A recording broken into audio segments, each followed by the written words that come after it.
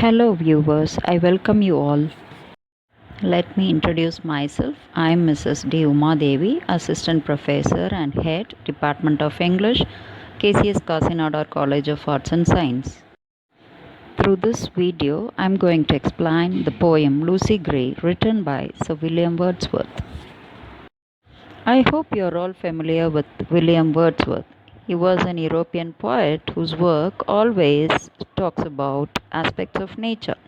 His love for nature and his view of nature as freedom earned him a name, Nature Poet. He was born in the year 1770 and lived till 1850. Lucy Gray is a form of lyrical poetry as it expresses thoughts and feelings of the poet. Specifically, the poem is a ballad as it relates the folk tale, the tale of Lucy Gray. You know what it is? What is ballad?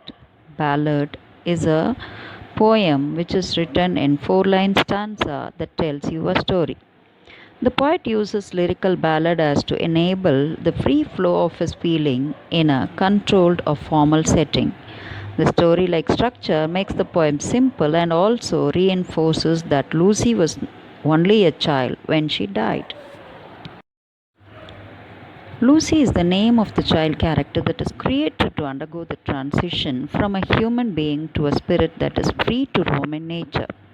The word Lucy is repeated in order to fulfill the purpose of giving recognition to the little girl's life. Gray represents Lucy's mood and state of mind. This poem was written by Sir William Wordsworth in 1799 and published in the second edition of Lyrical Ballad Collection of Poems by William Wordsworth and S.T. Coleridge by 1800. The poem states the story of a little girl named Lucy Gray who died early on a starry night in countryside. In the poem, the poet portrays imagery of a little solitary girl who lived in a house in valley with a mom and dad. She was not having any friend to play with, so most of the time she was spending in playing alone or helping her parents. Wordsworth further progresses by adding that one can get a chance to see the fawn or a rabbit, but nobody could see the real innocent face of the girl Lucy Gray. The lines, "The minster clock has just struck 2 and yonder is the moon," proves that the girl was living in western countryside. She had a small family and no friends. As a solitary child, she had no mate or someone to talk, play, or share. Even though the girl, Lucy, dies, the poet wants to keep the little girl alive in hearts. So he uses supernatural theory to keep Lucy alive.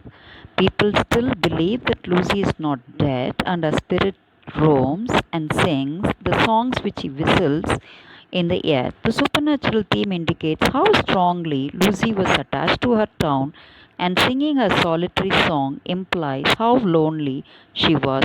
Tragic end of the poem leaves an everlasting impact on the readers. Even though the girl, Lucy, dies, the poet wants to keep the little girl alive in hearts.